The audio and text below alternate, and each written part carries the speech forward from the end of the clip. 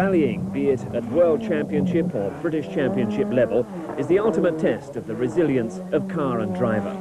The World Championship route covers snow and ice in Sweden, desert tracks on the Safari, dust and gravel on the Acropolis, the fast tarmac of Portugal and San Remo, and the forest tracks of the Thousand Lakes and Lombard RAC.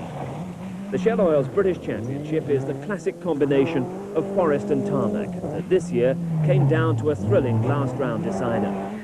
This production features excerpts from the coverage of BHP as provided to BBC Television Sport and adds up to the comprehensive picture of the 1989 rallying year.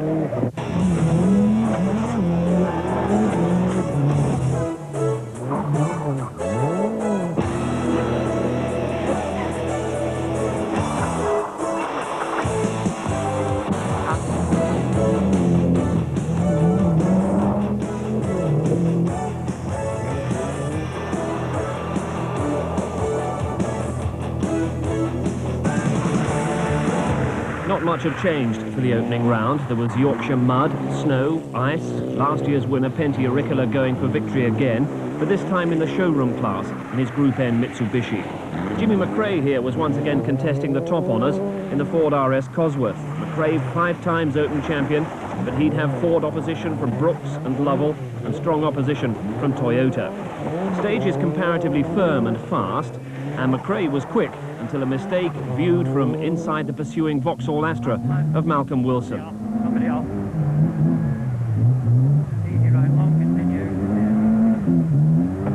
Fast left. We just slid off, and it was a left and a right. It was very muddy and very sleet. About 2 inches of mud. The car just understeered into the grass verge, and we couldn't get the thing back on. We had to get some spectators to give us a push back on. So we lost about a minute and a half. McRae slips back. Vauxhall were once again spearheading the front-wheel drive contest. Louise Aitken-Walker and Malcolm Wilson here, making up somewhat for the early exit of Vauxhall's new Group A Nova GTE. Wilson and Ian Grindrod here on the Harewood stage. McRae for about 100, fast left, then 50, open hairpin right.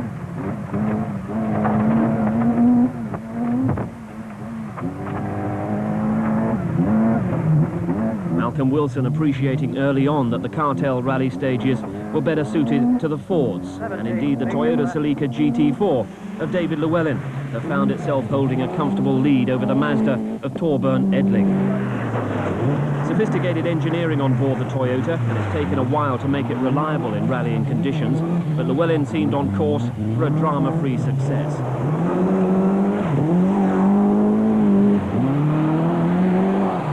The surprise of the event, Sweden's Torbjörn Edling in the privately entered Mazda. He'd led early on, but with the support of only 1 service van and 2 mechanics, he was giving second best to Llewellyn. Håkan Eriksson has clearly had an eventful debut, and Vauxhall claimed the front-wheel drive honours from Peugeot. Quite a battle for the places behind Llewellyn and Edling. Lovell lost ground with a turbo problem, but his teammate in the Mike Little prepared cars, Russell Brooks, was having to try as hard as he could to hold off the challenge of his old rival Jimmy McRae. Lovell using every inch of the road at the Oliver's Mount hairpin, but Brooks was 3rd, McRae would settle for 4th, Auricola 5th, and winning Group N. And this is 6th place Gwyndaf Evans in his Group A debut. Much more would be heard of him as the season progressed. But a victory on the Cartel for Llewellyn and Toyota. The perfect start as Toyota GB launched its first serious assault on the British scene for many years. The result, and therefore the championship table, Toyota expected to set the pace in the forests, but on the tarmac things could well be different. And the next round was on tarmac, the BIF Circuit of Ireland. There was no doubting that Llewellyn looked impressive around the tight, twisting Irish lanes on a rally that he's won before. But he reckoned that the Toyota was losing about 2 seconds a mile to the opposition. However, when rain came, there was a chance that this disadvantage might be turned around. Wet or dry, it looked exciting enough alongside co-driver Phil Short. Left. Into 2 right tightens, gravel, 3 left. 1 right, 100. Caution, bump, 3 right tightens, into 1 left. 150. Crest, 3 left tightens, narrows, wet. When the rain came, Llewellyn tried to press home an advantage. The consequences weren't hard to predict.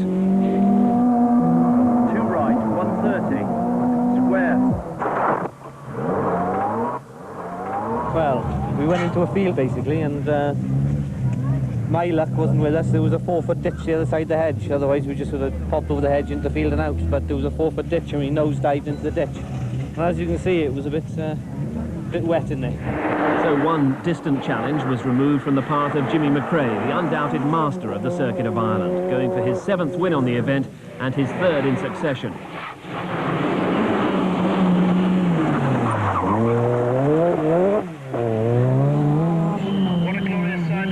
Things a little more ragged in the up to 2 litre category. A rare mistake here from Malcolm Wilson.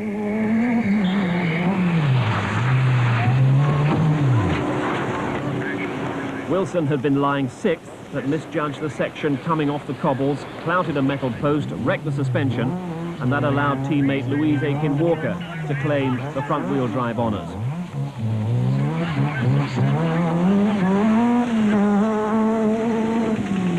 Up front, a charging performance from Russell Brooks was making life very uncomfortable for Jimmy McRae. Indeed, Brooks was into the lead, and it was McRae who had to do the chasing. Pressure too from Brooks's teammate Mark Lovell, lying 3rd. 4th place Gwyndaf Evans, an eye-catching if inconsistent drive, but one that promised much. Austin McHale, with his local support, always tries to deliver on the Circuit of Ireland and rarely disappoints. Colin McRae, trying to emulate his father, was leading Group N, but punctured on the final stage, which handed another Group N success to Pentti Auricola, although he came close to throwing it away in the Mitsubishi Galant. And this is how that fine piece of control looked from inside the Mitsubishi. Whoops. Well held. Okay, 100. Class success for Louise Aitken-Walker and the 16-valve Vauxhall Astra. Strong challenge from Håkan Eriksson in the Peugeot finished when he was penalised 10 minutes for a wheel-changing infringement. But in the damp conditions, Jimmy McRae reclaimed the lead from the Fighting Brooks for a 21-second victory, his 7th on the Circuit of Ireland. It also gave him the championship lead by 2 points from Russell Brooks. Fords all the way down to Auricola, the Mitsubishi leading Group N and well-placed overall. The contenders gather in Cardiff for round 3, the Fram Welsh International, just like old times, with McRae vying for the British Championship with Russell Brooks. David Llewellyn, though, was the man who carried the pressure and expectations. He's come close, but he's never won his home event. The mistakes on the Circuit of Ireland would hurt a lot more here, especially on the loose surfaces on which the Toyota is meant to thrive.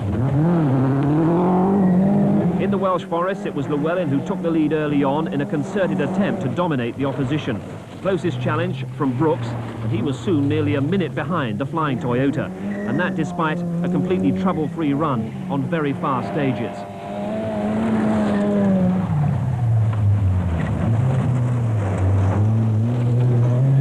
In 3rd place, Jimmy McRae gave chase, but he was nearly 2 minutes behind Llewellyn.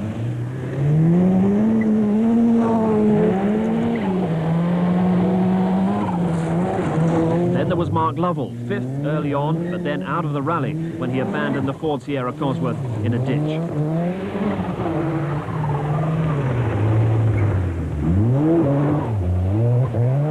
Gwyndaf Evans was giving another eye-catching performance. At this point he's up to 4, the Welsh school bus driver also on home ground. But perhaps the most impressive behind Llewellyn was Auricola. 4-wheel drive, 4-wheel steering, showroom Mitsubishi, and in the top 6. And Pentti composed behind the wheel. Less composed, his Group N rival Colin McRae, who wrote his car off in an overnight accident. There was a debut for Skoda's new challenger, the front-wheel drive favourite, John Hogland at the wheel. But the Vauxhalls continue to be the class of the front-wheel drive field. Malcolm Wilson once again successful in the 2-litre class. Håkan Eriksson challenged in vain for Peugeot, but they were successful in the other classes via Chris Birkbeck and Simon Davison.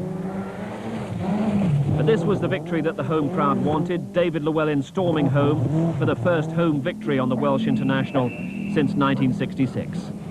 Been in the position twice before where I've led the rally with 4 or 5 stages to go by 30 seconds, so they were very hard work, because always in the back of my mind was perhaps just falling off the edge like it happened before. So you know, it was really nice to get through those stages and get to the end. Llewellyn's second victory of the season, but it only brings him to 5th in the championship. McRae and Brooks tied for the lead after finishing 2nd and 3rd respectively on the Welsh. Round 4 stayed in the forest for the Scottish Rally. Jimmy McRae was keen to prevent a Toyota clean sweep of the British Forest events. But this is only the 2nd stage. We're riding with a Ricola, and there's McRae's co-driver, Rob Arthur, waving us past a burning Ford. Cause of the fire, a mystery. I don't know, just, well, a fire, obviously, under bonnet fire. Towards the end of this last stage along straight, it just started smoking from under the bonnet. We tried to get it to the end, but the fumes and the flames started coming through the tunnel into the gearbox, so it was time to get out. And time for Llewellyn to get to work via the Knockhill race circuit in the forests that follow. Llewellyn lagging behind the early leaders, Lovell and Brooks, but anxious to make progress on the forest terrain that so suits the Toyota. Long 4 right open. 30 absolute right over crest and open right 100 narrows. Caution square 5 right. And as the rally moves north, Llewellyn leads with 7 stages gone. The Fords had shown their style on the brief tarmac sections at the start of the rally, quite some style from Mark Lovell. Lovell conceded that he was always going to lose time to four-wheel drive opposition in the forest. But he was enjoying the contest with his teammate Russell Brooks. And indeed Gwyndaf Evans here. The order was Brooks, Lovell, Evans, 3rd, 4th, 5th, behind Llewellyn and the Lancia of Sebastian Lindholm. Brooks would then lose time with a puncture, but he was turning in the kind of consistent point-scoring performance that would make him a strong candidate for the title. Apart from that mistake on the Circuit of Ireland, they don't come more consistent than Malcolm Wilson, heading for another class win and another overall 5th position. Surprise in Group N, though, where Colin McRae attacked from the start and burnt off any possible challenge from the Mitsubishi of Auricola. Group N victory for McRae. Auricola's dominance in the showroom class is broken, but there's still little chance he'd be caught in the overall championship. Another determined performance from Hakan Eriksson in the Peugeot ensured that he at least split the Vauxhalls, taking 11th overall ahead of Louise Aitken-Walker. And this is the Lancia of Lindholm that stayed in touch with Llewellyn, then took the lead and then almost immediately crashed out of the event. That was the decisive incident that handed a 3rd victory to Llewellyn, 3 out of 3 for Toyota in the Forest. Llewellyn the winner from Mark Lovell and Gwyndaf Evans. And Russell Brooks had to settle for 4th after hitting problems on the very last stage. And that could well have a big bearing on the overall championship. But victory for Llewellyn on the Scottish, and as you can see, it's one that moved him into equal 2nd place with Gwyndaf Evans, only 8 points behind Brooks. But Brooks had the chance to build his lead on the 2 tarmac stages which were to come. The first of these was the British Midland Ulster Rally, round 5. And the Ford set out to demonstrate very early on that this was their kind of country. Opening stages, and Fords were in the first 5 positions. But on the damp roads, Russell Brooks here is 3rd, behind Lovell and McRae.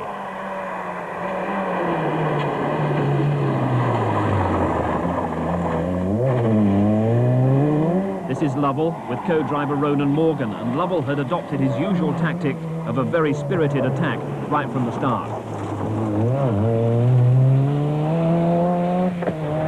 As the competition unfolded, it was Gwyndaf Evans who was making the biggest impression behind Lovell. He went past Brooks and McRae to lie in 2nd place, 14 seconds behind the leader. David Llewellyn had lost touch right at the start. An electrical problem on the opening stage had cost him 3 minutes, but there was no doubting how hard he was trying to make it up.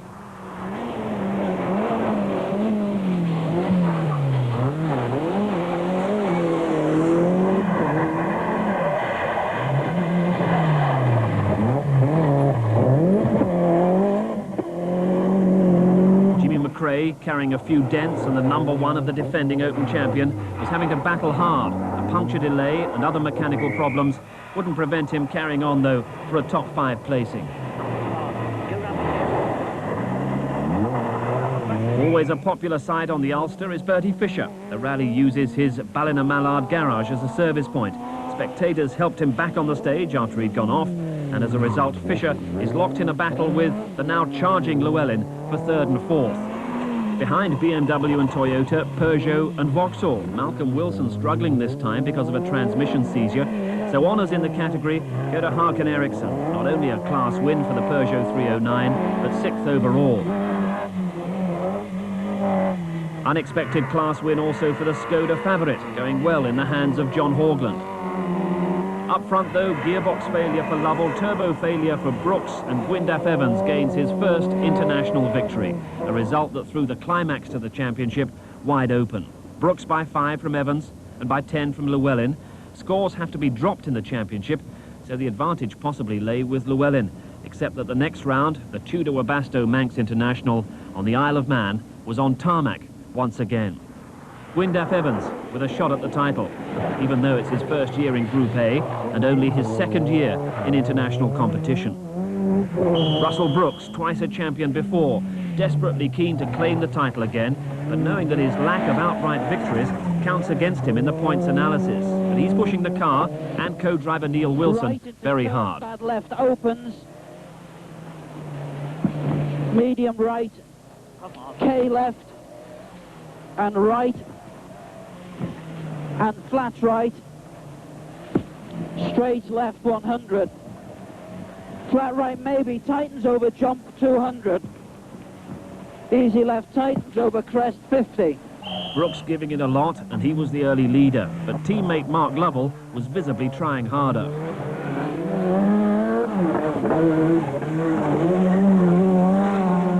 Sartfield hairpin though, and Lovell is quick to react to the cameras.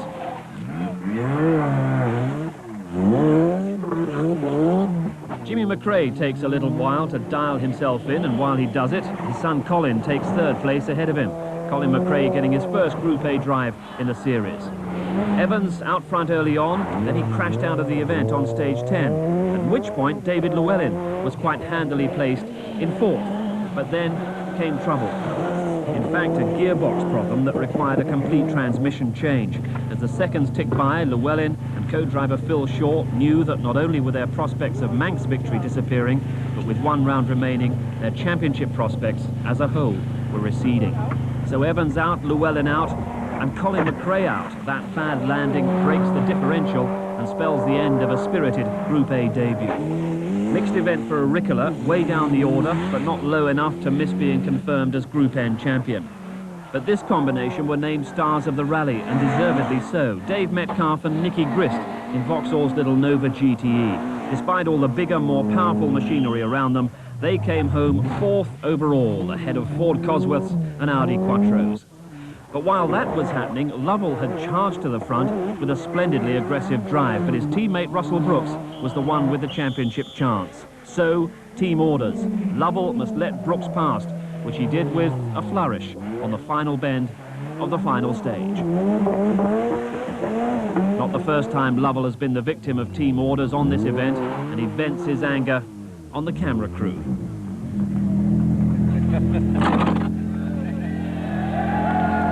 To win this rally for 5 years. Lovell has to wait for his teammate to pass to claim the victory, which meant that the championship stayed alive to the last round, the one-day sprint of the Audi National in the forests of Wales.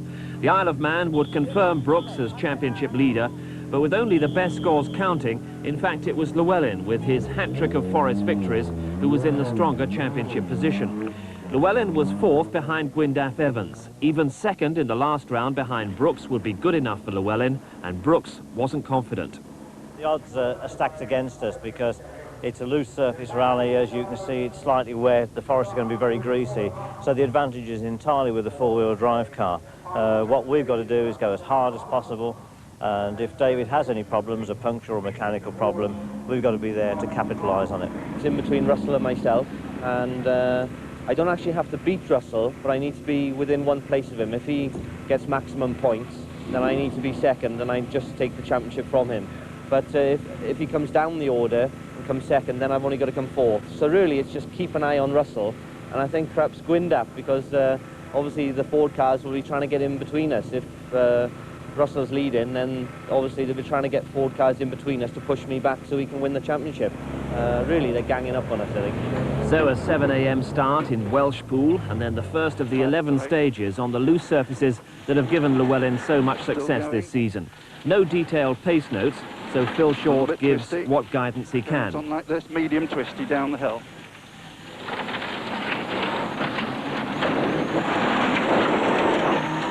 Still medium twisty.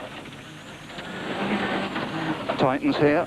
Wet and slippery, and Llewellyn takes the cautious approach. Not so Russell Brooks, who's as good as his word, and attacks from the outset. And he's an astonishing 8 seconds quicker than Llewellyn on the opening stage.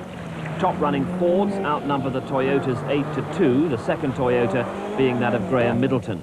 And being so close to the RAC, there are big international stars like former world champion Timo Salonen in the Mazda. For Jimmy McRae, strong opposition in the form of his son, Colin. That was one of the side issues. The main issue, Brooks against Llewellyn, and the odds were stacking higher and higher against this man, Brooks. Not only the lack of four-wheel drive, so essential on forest surfaces, but the weather had closed in. Heavy rain, the stages ever more slippery. We're on board with Brooks, though, as he continues to mount a quite astonishing attack. Neil Wilson is the co-driver, and see how many times the Ford Sierra Cosworth seems to be sliding out of Brooks's control.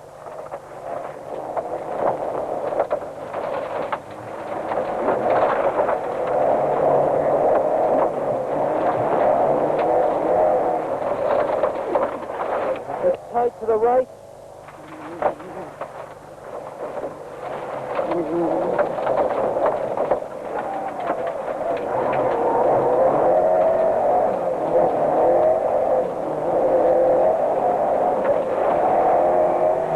This is the first time that the Shell Oil's British Championship has been decided by such a sprint event, and Brooks is no doubt thinking that if he can get in front, time might run out on those trying to catch him. However, if Brooks makes a mistake, there's very few stage miles to make up the deficit.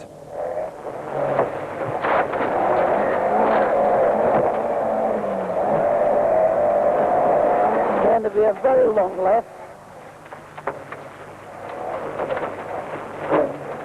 Underlying water and everything.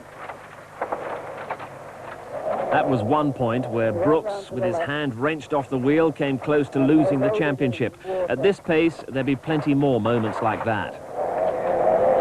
Llewellyn, despite all his advantages of grip and traction, must have been amazed at the pace his rival was setting. But he lay second in front of Timo Salonen and wasn't going to be drawn into an ill-judged counter-attack.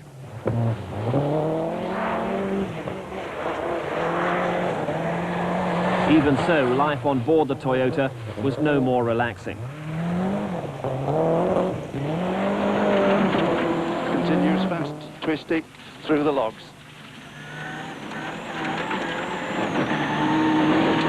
Still the same, fast, twisty. When you get the arrows, it's a hairpin left a bit early. Comes up a bit sharply. Here we go, on the inside.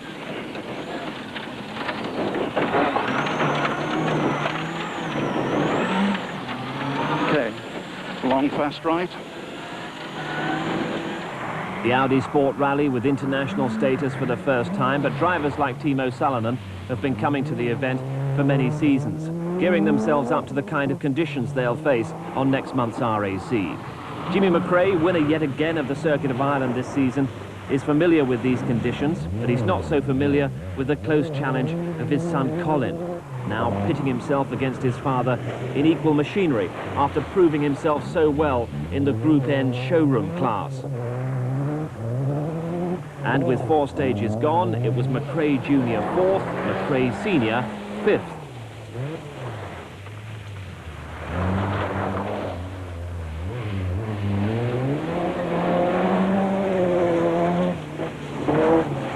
Family rivalry of a different kind existed between Brooks and his teammate here, Mark Lovell, so disappointed at being denied his deserved Manx victory. He was 6th after the opening 4 stages. Home event this for Gwyndath Evans, 3rd in the championship after his excellent win in the Ulster Rally, but he's made a disappointing start.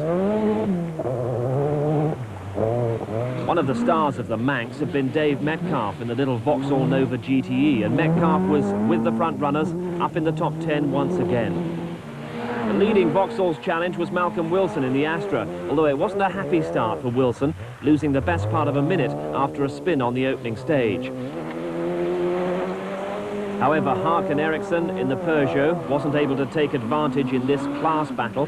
He suffered gearbox problems, so too did Wilson's teammate Louise Aitken-Walker. In Group N, that Sanders showroom class, Pentti Aurikkala has already taken the title, and the conditions were perfectly suited to the four-wheel drive Mitsubishi, so Aurikkala in charge there. Up front, Brooks would like to have been in charge, but in fact he was just hanging on, hoping his luck lasted. After 4 stages, he had a 14-second lead over Llewellyn. This is stage 6, the treacherous and slippy Garthainog stage. Brooks doing his best to keep it all together, but his luck was about to run out. Tightening to the right.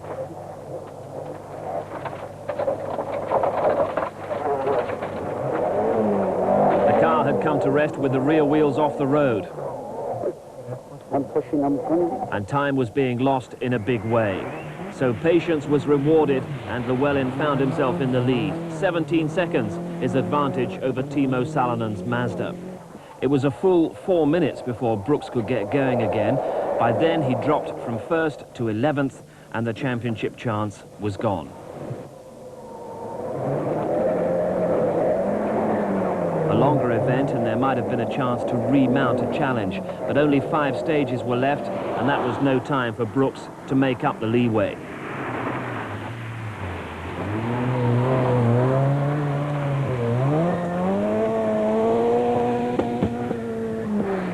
Jimmy McRae here, who's dominated the British Championship in recent years, was also having a difficult time, particularly with tyre choice, and he was 5th behind Gwyndaf Evans. But here in 3rd place was Colin McRae, an impressive leader of the Ford runners. So the order: Llewellyn, Salonen, Colin McRae, Evans and Jimmy McRae.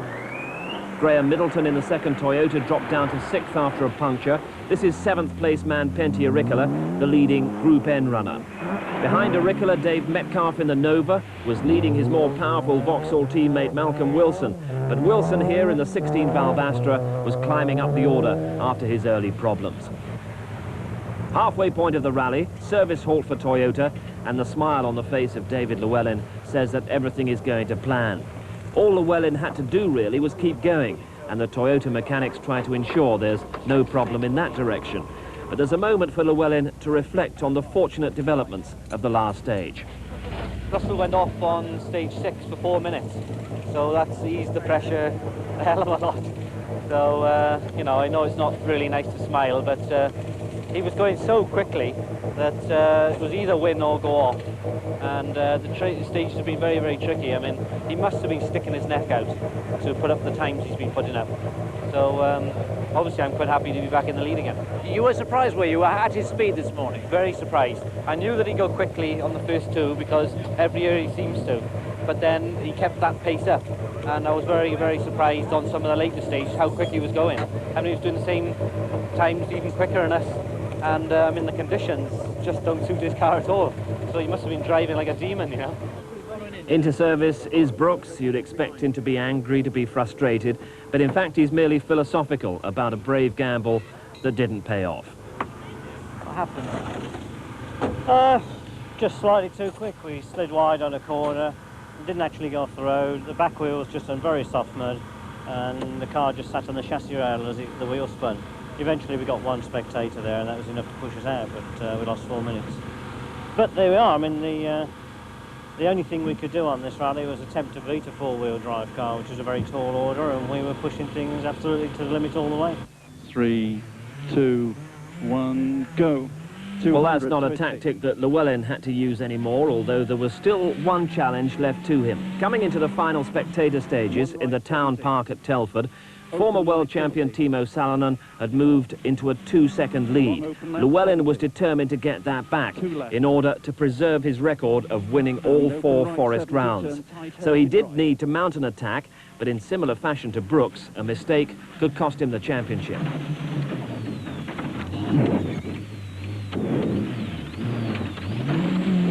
Thankfully, no damage resulted from that, just a loss of face, and Llewellyn was able to continue the charge that soon swallowed up Salonen's lead and a fair bit of the town park turf as well.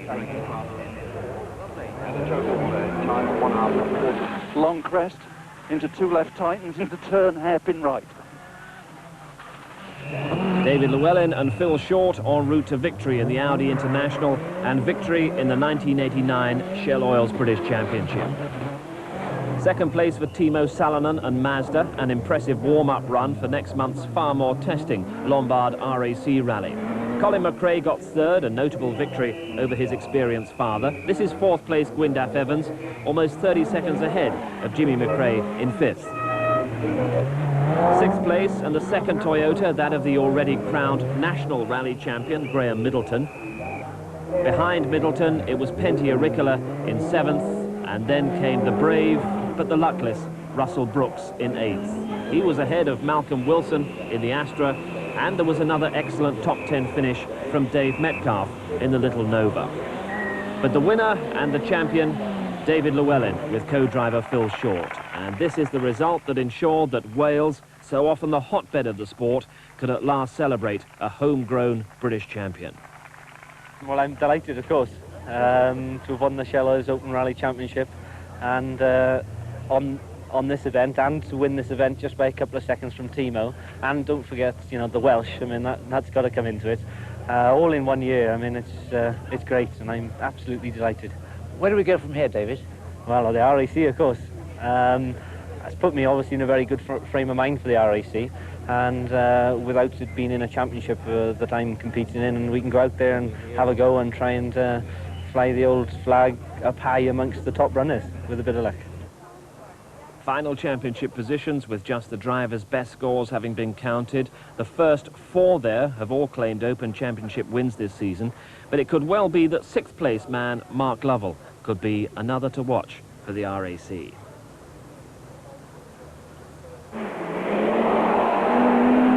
The continued prestige of the World Rally Championship was rather let down by its low-key opening on the snowy forest tracks of Sweden, the Swedish rally counting toward only the Drivers' Championship and not the manufacturers. So, just like the forthcoming Lombard RAC Rally, the front-running Lanciers were absent. It left a great opportunity for the flying Mazdas of Timo Salonen and Ingvar Carlsson, and they were into the lead early on. The Lanciers in the field all privately entered and struggling to stay with the Mazdas, although they filled 3rd, 4th and 5th places after the first leg. Toyota also had only a nominal commitment to the event, and the 4-wheel drive Celica GTs of Kenneth Eriksson and Leif Ashterhag were spectacular, but off the pace. Despite appearances, it was mainly ice and gravel on the stage surface. That didn't suit Blomqvist in the Audi, and the 5-times winner was just hanging on to the top 10. Britain's Colin McRae was getting World Championship experience in Blomqvist's 1988 Sierra Cosworth, and he was going well. Vauxhall had Astras for Malcolm Wilson as well as Bjorn Johansson and Håkan Eriksson. Wilson would finish 13th, Johansson and Eriksson 9th and 10th. But it wasn't going to be the expected Mazda 1-2. Timo Salonen ploughed off the road during the second leg, handing victory to Ingvar Carlsson. The second World Championship success for Mazda and the first for Carlsson. So Lancia, despite distancing themselves from the event, were able to claim 2nd place through Per Eklund with his British co-driver Dave Witter. 3rd, as conditions got progressively worse, Kenneth Eriksson in the Team Sweden Toyota. Running the rally in January was not a success. Packed snow, sheet ice, which gave no end of problems, some of which could be overcome. And indeed, Sig Olaf Wilfredsson recovered from this to finish 8th. A result which certainly wasn't the shape of the championship to come. Off that caption, but worthy of mention, young Colin McRae, who brought the Ford home in 15th. At Monte Carlo, the entry of the world champions Lancia. Everything that's exciting about the sport, but also everything that's bad about the sport. The car's fast, the crowd control appalling. The damage to Alex Fiorio's car here, testament to an incident that injured 2 spectators. The next day, in what was more of a freak accident, the unfortunate Fiorio went off again. 2 spectators were killed. For the time being, it had a sobering effect on the crowds, and they watched the Toyotas of Kankkunen and Valdegaard try to match the leading Lanciers of Biasion and Oriol.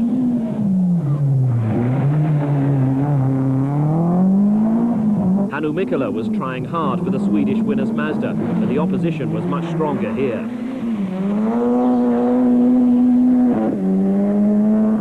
sensation of the event, a man who starred on the Monte Carlo before, Ari Vatanen, bringing every ounce of power out of the Mitsubishi Galant and taking the car into a surprising third place. But here are the leaders, a class of their own. This is Mickey Biasion, just a few seconds ahead of Didier Auriol. Auriol tried to keep in touch, but Biasion was piling on the pressure, and a few puncture problems saw Auriol slipping behind. Moving ahead of Vatanen to complete a Lancia 1-2-3 was Bruno Sabi of France, and most of the cheers would be for the Frenchman as the rally reached its usual emotional climax on the Col de Turini.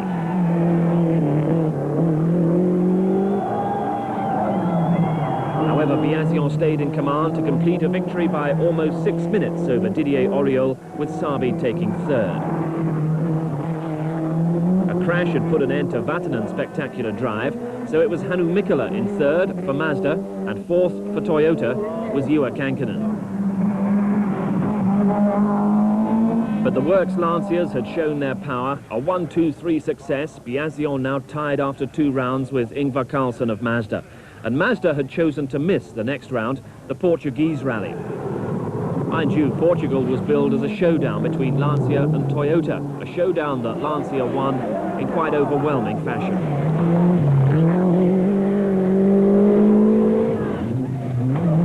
The early Lancia order was Auriol from Biasion and Allen. Alex Florio in fourth was threatening to make it another emphatic Lancia clean sweep. It hadn't all been gloom for Toyota. Carlos Sainz had led for the first 2 stages, only to be rapidly overhauled after a puncture. Juha Kankkunen went off the road and was unable to make up the 16 minutes lost. Bjorn Valdegaard went out with broken transmission. Sainz crashed out. The Toyotas could offer little resistance. There was only a distant challenge from the likes of Marc Duez in the BMW M3. Not liking the changeable conditions, Duez would finish 5th. Ahead of him, a somewhat neater drive from George Fisher in the Audi 200 Quattro would be rewarded with 4th. None of which could prevent another Lancia 1-2-3 for the second World Championship rally in succession. Victory once again to Mickey Biasion, who was showing the style that had given him the world title the previous season. Lancias were in the top 4 places at one point, 9 of them in the top 12. But that was spoiled when Didier Auriol here went out with a broken clutch. And that allowed Marco Allen up to 2nd place in his first event of the year. But last season's RAC winner wasn't without his problems. The driver's door here heavily dented after a collision with a tree, which nearly put him out. 3rd place in Portugal went to Alex Fiorio. 7 deltas in the top 10, Lancia claiming their 49th World Championship victory in overwhelming style. And Biasion's 2nd successive win gave him the clear leadership of the Drivers' Championship with 3 rounds gone. The Lancias were quick, but were they reliable? The next round would be sure to establish that. The Safari Rally on the rutted, muddy East African tracks. Starting and finishing in Nairobi, 4,500 kilometers, the cars taking on a more workmanlike appearance compared to the streamlined machines on the first 3 rounds. And there were 3 Delta Integrales for Biasion, Fiorio and Jorge Recalde.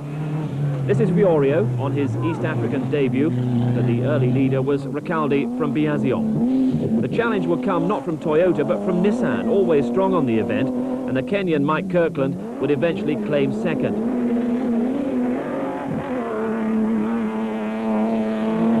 Per Eklund, off the road more than once, struggled to give support, and he eventually went out for good on the 44th stage. 3 times winner Bjorn Valdegaard led the Toyota effort, eventually claiming 4th, and you can see the cautious approach that's required on what is acknowledged as the toughest event on the World Championship calendar. Ahead of him in 3rd, an excellent performance for Volkswagen by Stig Blomqvist. And Volkswagen had entered this event thinking they could win it, and they'd given everything they had. But instead, Lancia emerged from the dust as victors, and once again it was Mickey Biasion, the Italian, judging his drive to perfection. From 59 starters, there were only 13 finishers. Biasion certainly had his moments of doubt, with big mechanical problems over the last few stages, but he came home for his 3rd successive victory and a 40-point lead over Carlson and Blomqvist as the championship returned to Europe for round 5, the high-speed tarmac of Corsica. No Biasion in Corsica, but Lancia remained strong, even though conditions favoured the rear-wheel drive cars like the BMWs. Rain came eventually, and then the four-wheel drive Deltas were able to use all their power and performance. And the most impressive was last year's winner, Didier Auriol. He was driving for Ford in 1988, but now for Lancia, he was letting loose all his talent and aggression.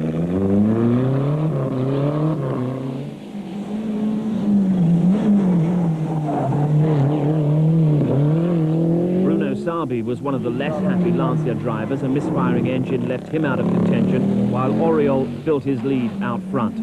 Toyota often get the chance to lead a rally early on, but even that was denied them in Corsica. But at least Kankkunen kept going to claim 3rd place. That was 3rd behind the rear-wheel drive BMW M3 of Francois Chatriot, the closest challenger to the winner Didier Auriol. BMWs prepared by the British ProDrive team, previous winners of the event, and they brought home Chatriot 2nd, Beguin 5th, and Duez 6th.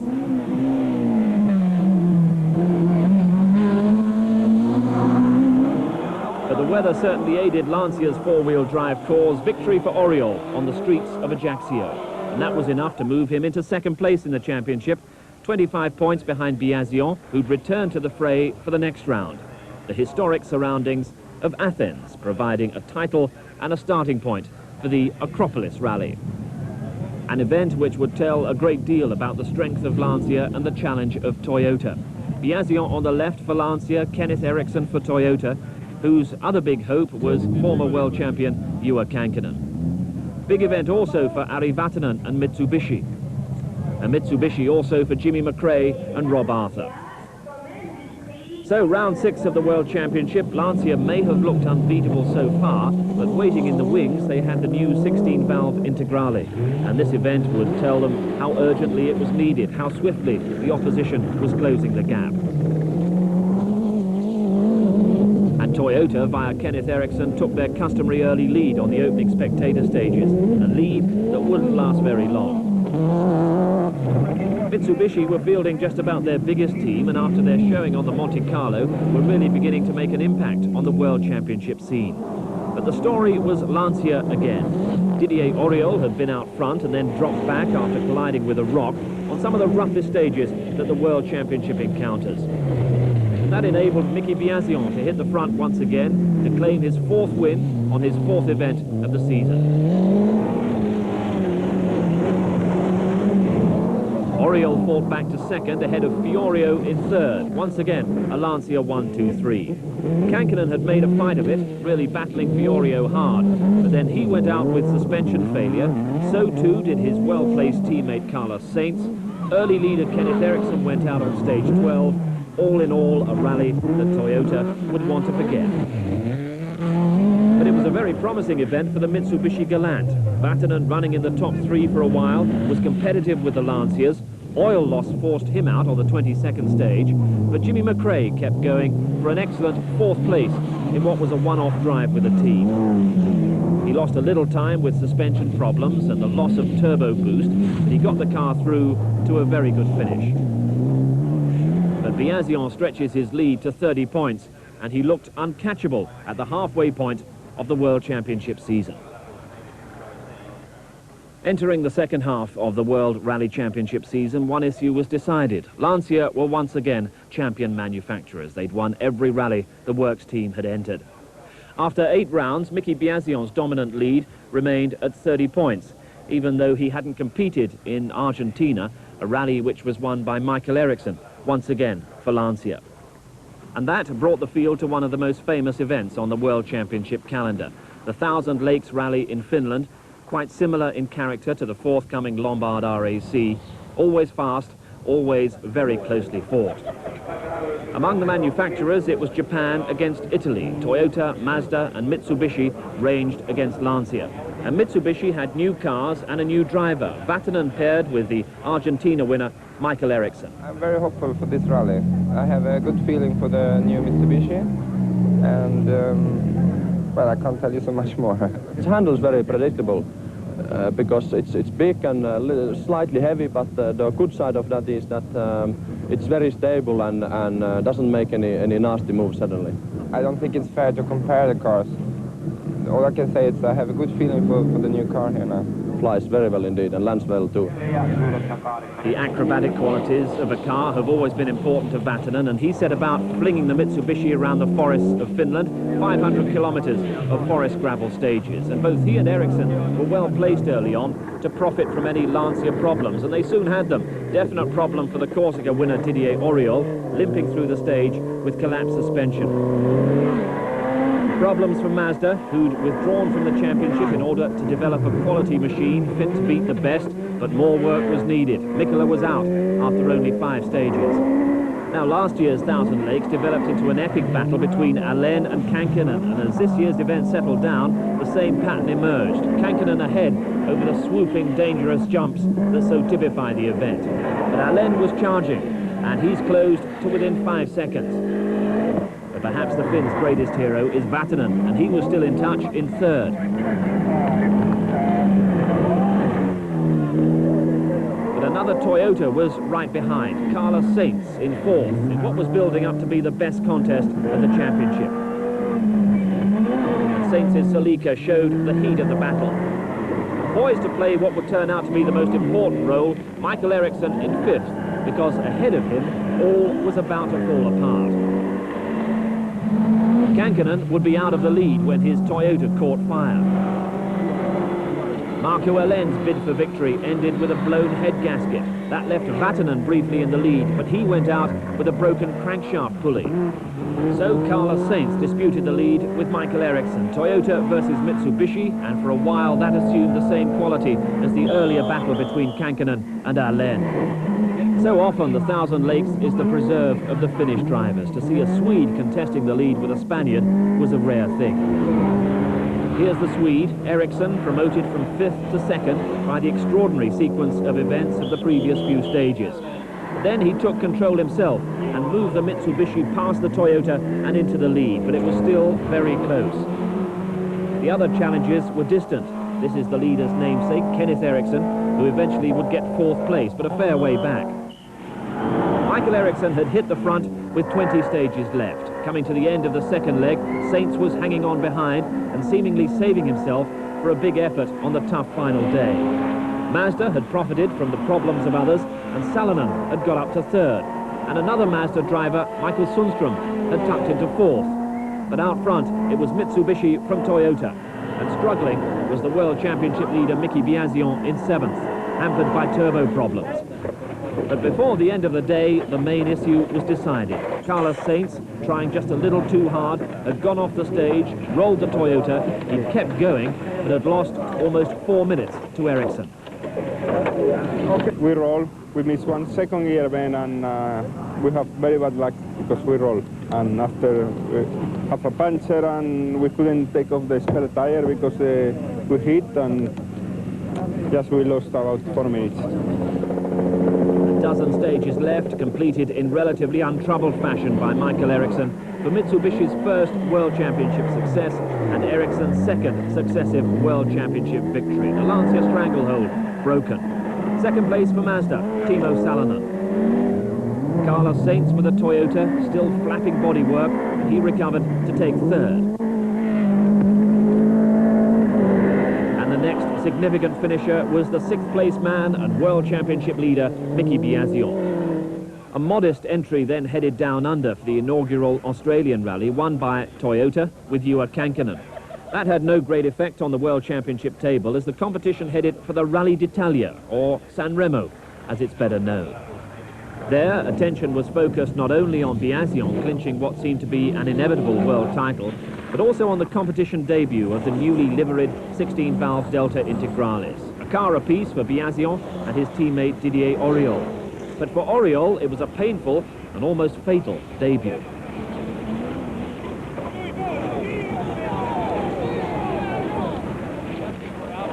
That accident came on the 5th stage. Auriol was leading and had lost control at nearly 130 miles an hour. Thankfully, both he and co-driver Bernard Ocelli were unhurt.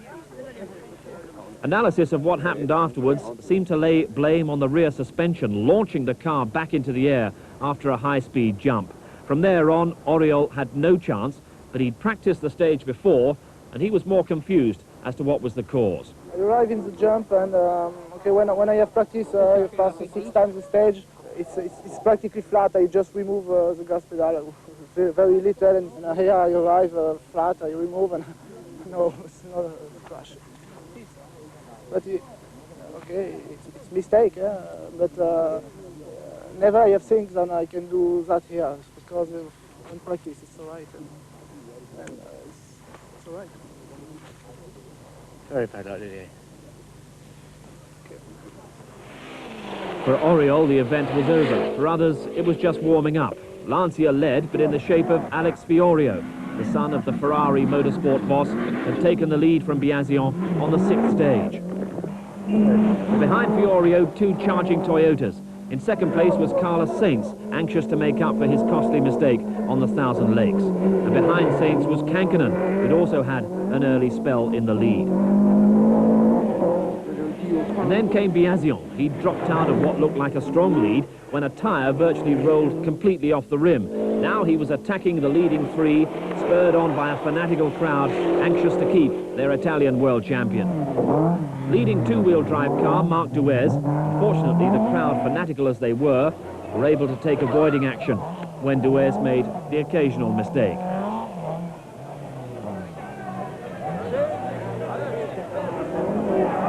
Alex Fiorio, second so often in World Championship rallies, looks comfortable out in front. Behind him, Kankkunen's challenge disappeared when a drive shaft broke, but Sainz was still looking strong, and as the sun came out, conditions started to favour the Toyotas, but Fiorio kept going as hard as he dared. 20 stages gone and Sainz took the lead, but Biasion was mounting another perfectly timed charge. He started the final day well over 2 minutes behind Sainz, but took time off the Spaniard on virtually every stage. Behind him, another charging drive from the Lancia recruit Dario Cerato. He was moving up into 4th place, sweeping past the troubled Kankkunen. Ahead of him, Biasion had now gone into the lead with 3 stages left. This was Italian drivers and Italian cars giving their best on their home ground.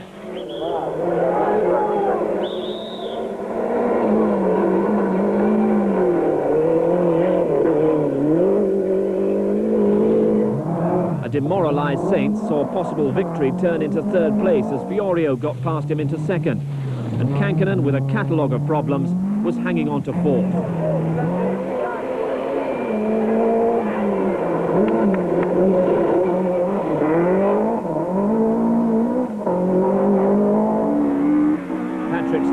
His Toyota into 5th, then came the rear-wheel drive BMW M3, Marc Duez, quick and entertaining. Second yet again in a World Championship rally, Alex Fiorio. He was second 4 times last year, including this event, the San Remo.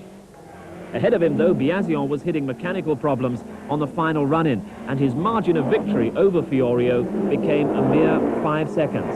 That's enough for the win, though, and enough to confirm him as world champion for the 2nd year running.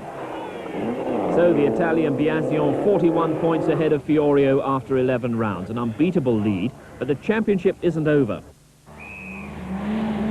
The 1989 Lombard RAC Rally, the final round of the World Championship, but no world champions. Lancia, who emphatically claimed the manufacturer's title and helped Mickey Biasion retain his World Drivers' Championship, considered their job was done and opted out of the grueling test provided by the British forests. But world-class manufacturers and drivers of proven class remained, and they would be introduced to crowds of over 100,000 in Sunday's spectator stages. Lancia's absence certainly seemed to leave the way clear for Japanese success, with Toyota having the strongest chance. British champion David Llewellyn was the big British hope. Sweden's Kenneth Eriksson and Spain's Carlos Sainz were drivers of great ability. But there were few people betting against Ewa Kankkunen, the former world champion and a proven winner on the Lombard RAC. Kankkunen had won the event in 1987, then driving for Lancia. But this season, in the Toyota Celica GT4, he's been limited to 1 victory on the Australian Rally. But on the stately homes and the race circuits of the opening day of the RAC, a Toyota was the car to have, and Kankkunen was right on the pace. He'd gone off on the first corner of the first stage, but he was in the lead by stage 3 and stayed there through Donington Park and Silverstone. He had a 5-second lead at the end of the opening day. This is Spain's Carlos Sainz, certainly tipped as a world champion of the future, and this year he came very close to victory in Finland's Thousand Lakes Rally, a world championship event that's closely related to the demands of the RAC. Sainz was quickest on the opening stage, 4th overall at the end of the day. Kenneth Eriksson recovered well from leaving the handbrake on for the first stage, not quite as bad as last year when he was the rally's first retirement, going out on that opening stage with a broken camshaft belt. Good first day, and he'd finish it in 2nd place. There was a feeling all through the day that the Toyota drivers were trying just a little harder than is usual on the opening day, but cutting the corners around the straw bales of Donington is less hazardous than it would be in the forests in the days to come. David Llewellyn, though, has already proved himself in the forests. His victory last month sealed a long overdue British Championship, but now for a bigger challenge. With the season we've had, you know, winning the Shell Islands British Open title and getting that behind me, obviously I'm in the right frame of mind for the job, and you know, the Toyota has proved very, very good on the British forest this year, and you know, it's the same forest, well, mostly the same forest we're using on this event, so you know, we're hoping that we can do the job and have a bit of fun at the same time. Sometimes in the past, Llewellyn has appeared to be a little burdened by the constant high expectations, but he rose to the occasion on this first day, 3rd place overall, despite a costly puncture at Chatsworth.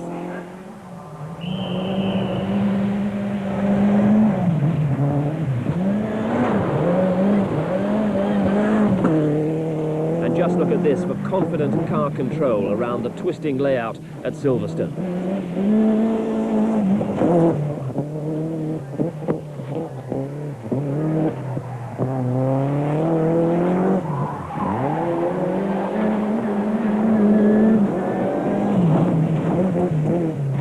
End of the first day, there will be Toyotas in the first 4 places, so where was the challenge coming from?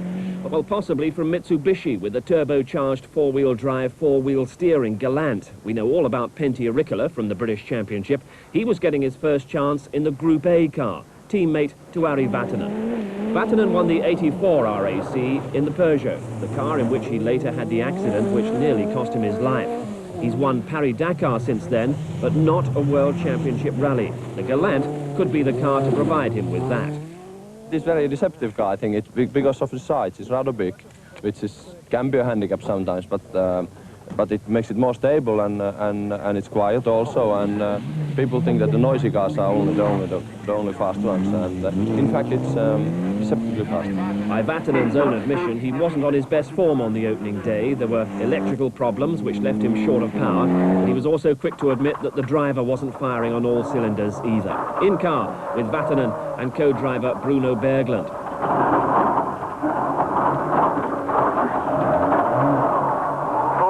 Hairpin left, 100, left and hairpin right. The mist was no more than an irritation on the first day. Within 24 hours, though, it would be a bigger problem. This is Vatanen at Donington Park. 20.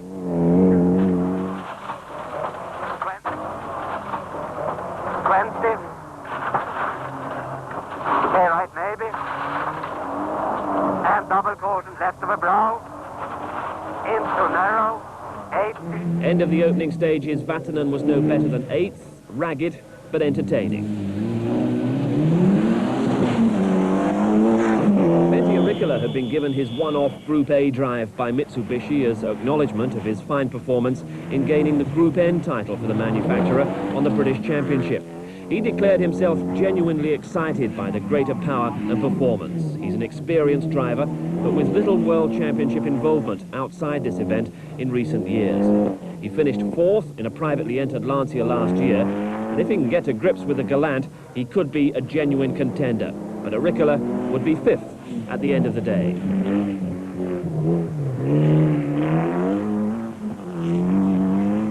The two-car entry from Mazda provided amply qualified drivers, even if the machinery wasn't quite of world-beating pedigree. Behind the wheel, though, two of the best. Hannu Mikkola, 4 times a previous winner, and Timo Salonen, whose victory on the RAC came in 1986 in a Peugeot, the year after he'd won the World Championship.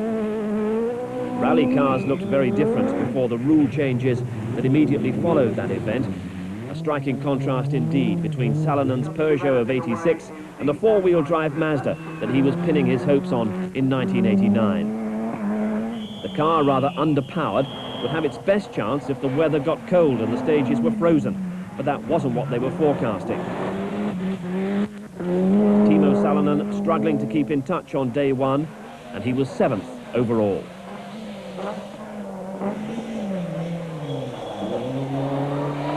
Salonen's Mazda teammate, Hannu Mikkola, the last of his 4 RAC victories, was in the Audi Quattro in 1982. No one has bettered his record on the event. And one thing in Mikkola's favour for the RAC, he was reunited with his longtime co-driver Arne Hertz, the man who'd sat alongside him through all his successes on the event. It looked a stiff task for Mikkola, but remember last year when he was leading into the final morning only to make a mistake when blinded by the sun and he went out of the event. Mikkola, definitely a man who could get into a winning position. At end of day one, he was 10th.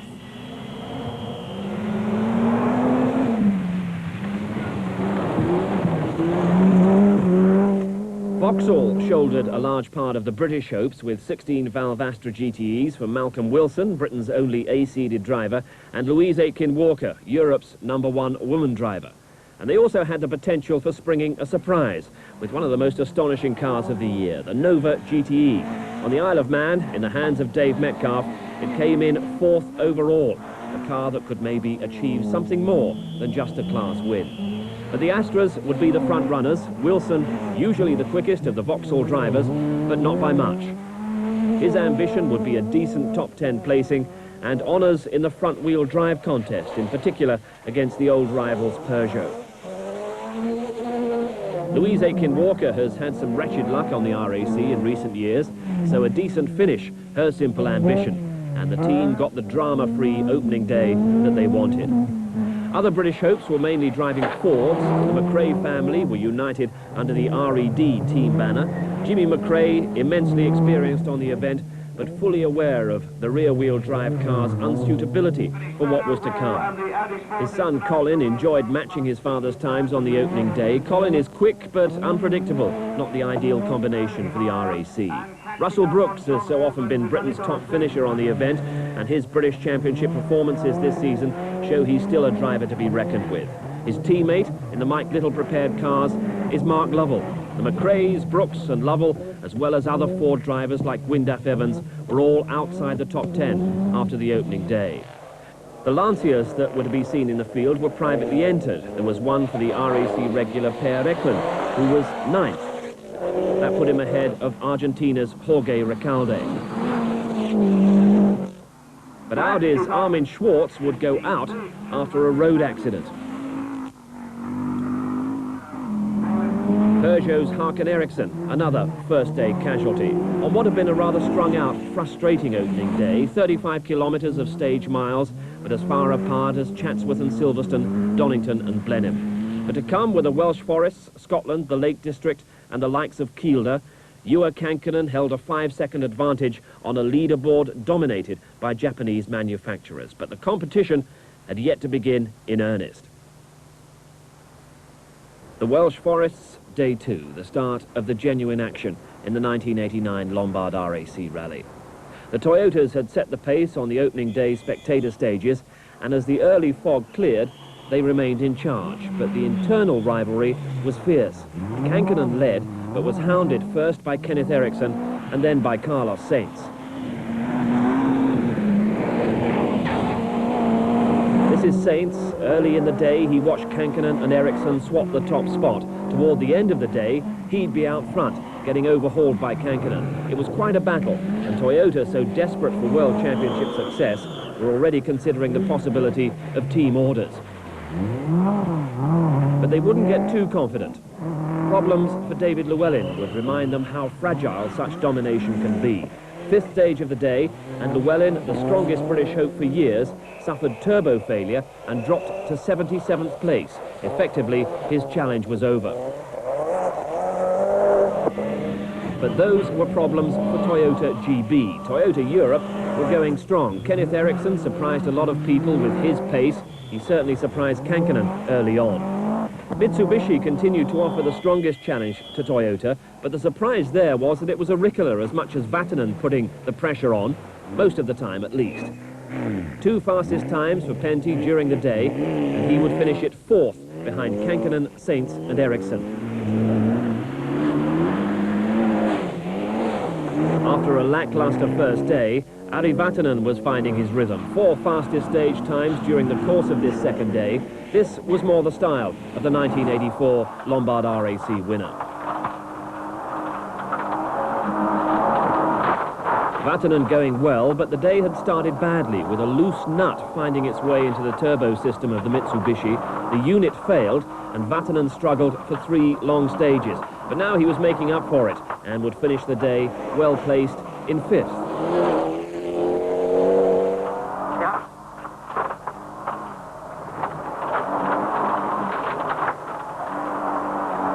And now it's the K left. Now about here.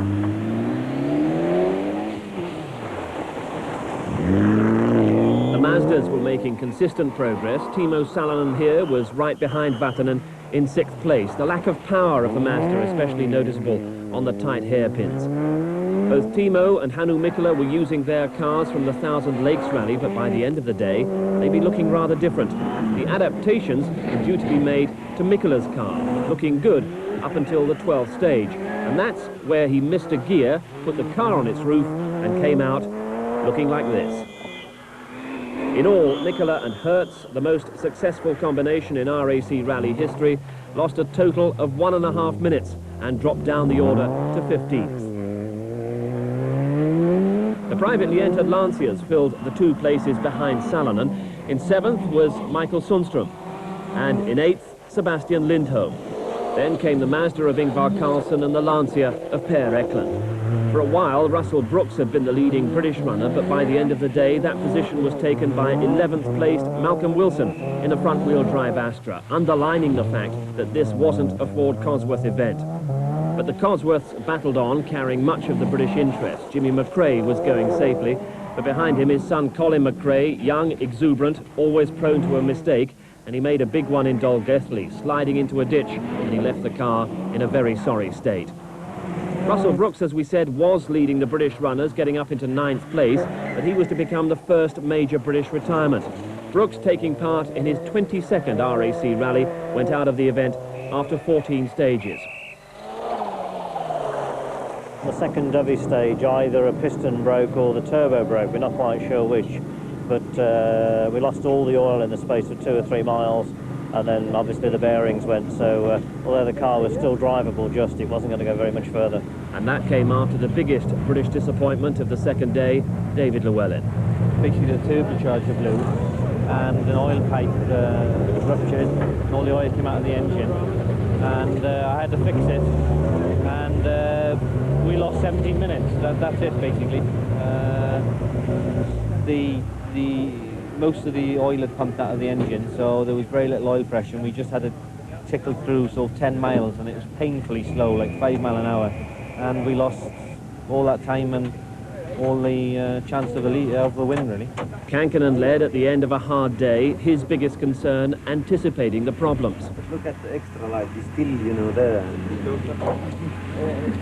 Day 3 to Carlisle via the faster stages of the Lake District. Crowds continuing to find even the deepest recesses of the forest. And on day 3, they were joined by the old touring car rivals, Frank Sittner and James Weaver, acquainting themselves with this non-contact motorsport. But for Kankkunen, it would be a tough day. He'd suffer a loss of brakes and an alternator problem, and would come under increasing pressure from his charging teammate, Carlos Sainz.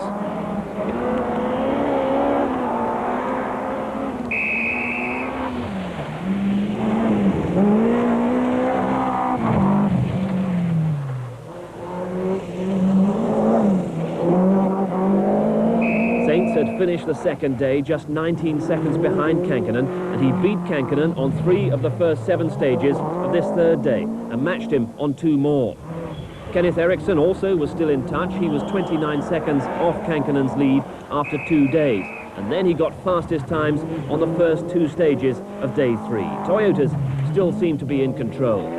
And because of that, no one seemed to be taking the confident early challenge of Pentti Ricola too seriously. But he was driving hard and driving well in the Mitsubishi, waiting for any problem from those in front, and before the day was out, he'd get his reward.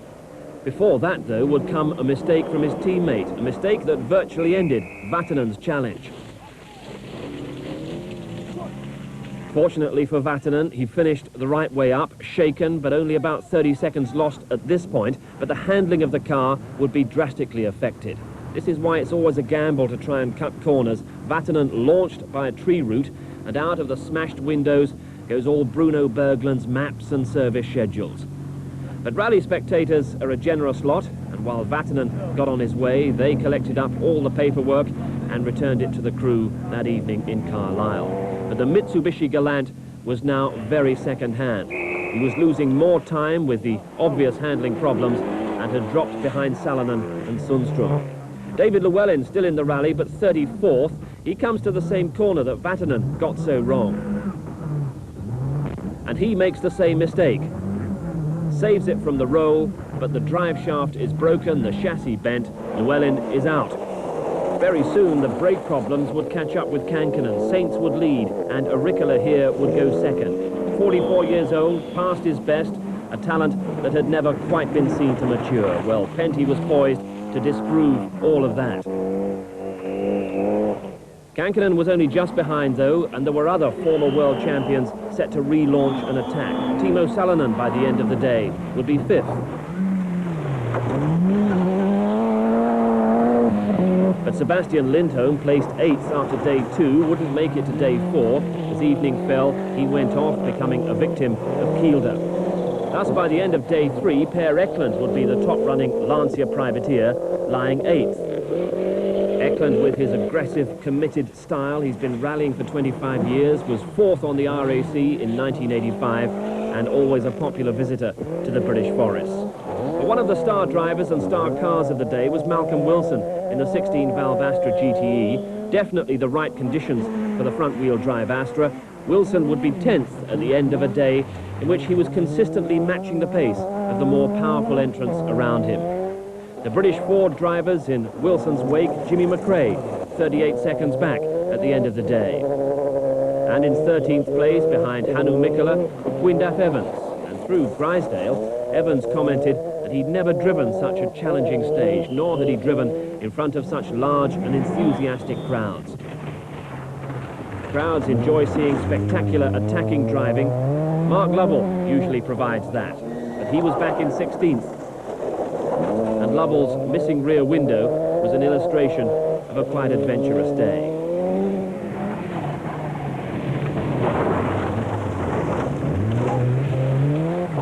Colin McRae's Ford also bore the scars, but at the end of the day, he would be out. On the 32nd stage, he would collide with Franco Cunico's pristine Ford, which broke down on the stage. McRae collided with it, both were out.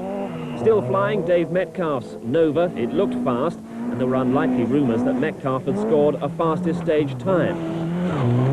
Everybody keeps saying that we've got the fastest on that one, but I think we'll have to wait till that's confirmed more than anything. I think we have the class lead quite comfortably, but we're just trying to get a good overall position more than anything.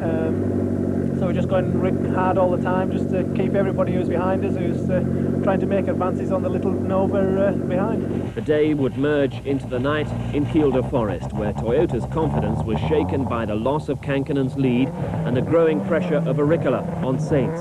It was clear that a Japanese manufacturer was going to win the Lombard RAC for the first time, but it wasn't clear where this valuable prize was going to go, Mitsubishi or Toyota.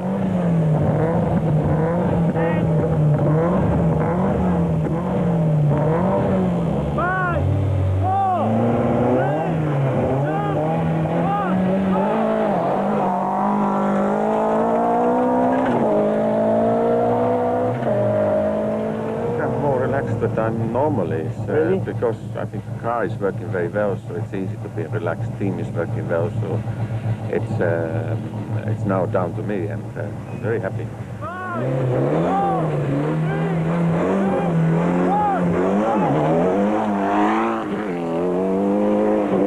Those were the front runners, but the battered Vatanen couldn't expect any sympathy from an old rival like Timo Salonen. He asked what happened, how car is so bad looking.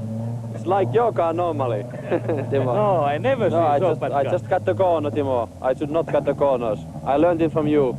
And there was a tree stump in the grass, and I think so. Back to driving school, I think so. Seriously, Harry, what happened this morning? No, exactly. I just cut the corner on the first Cartel. Not much, but there was a tree stump in the grass, and it just launched it over immediately. Front wheel was bent, but that's all. They're all aligned now. The car might have been back in shape, but Ari was struggling to remount his challenge. In Kielder, the view from the Mitsubishi was unclear, but the confusion was obvious.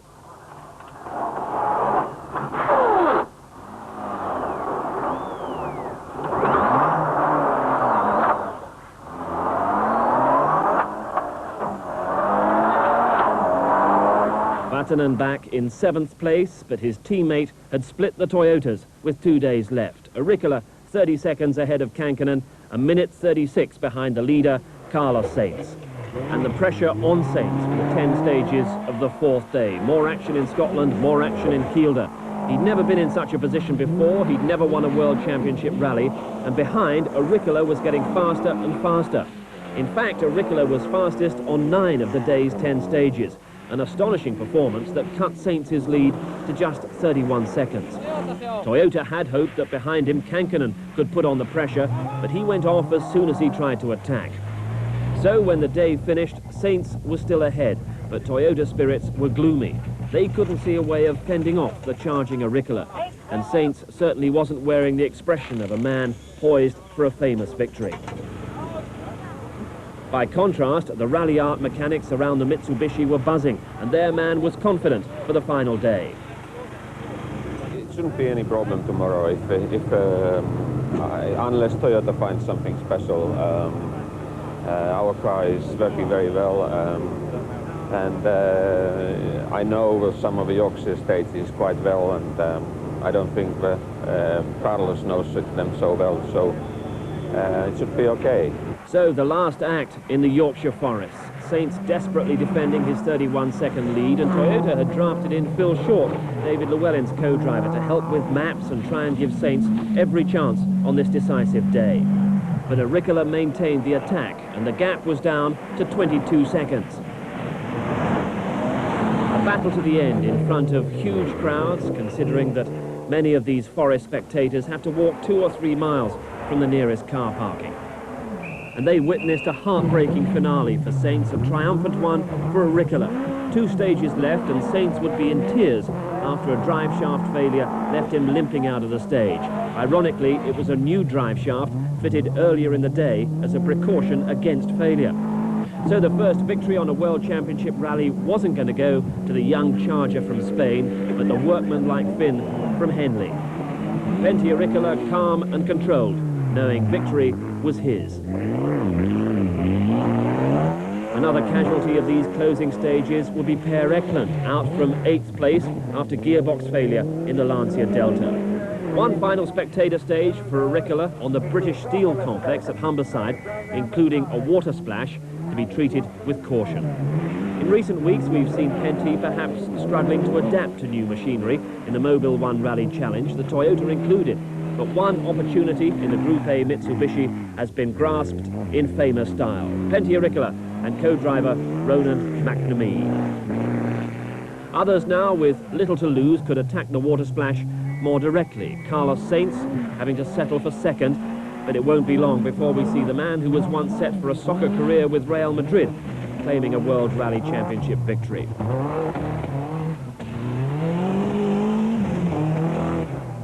Juha Kankkunen barely lifting off, not sparing the spectators at the water splash, but 3rd place for the man who seemed to have the rally in his grasp in the first 2 days. And 4th place here for Kenneth Eriksson.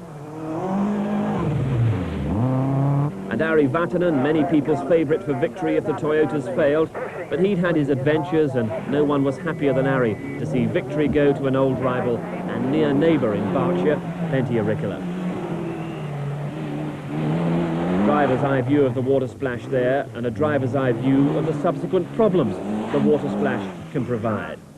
Left and jump. Most spectacular on this final fling for the drivers, Timo Salonen. He came sixth behind Vatanen and Eriksson. Disappointing event for Mazda, but a mightily frustrating one for Toyota, who've led for 52 of the 55 stages. Mazda's in the next 3 places. This was Michael Sundström in 7th, and he was followed by Ingvar Carlsson in 8th and Hannu Mikkola in 9th. The scene, a motorway service station on the M1 before the final run into Nottingham. 44-year-old Pentti Aurikkala trying to come to grips with his first World Championship success. Carlos Sainz trying to come to terms with a victory that slipped away. We were trying maximum, absolutely.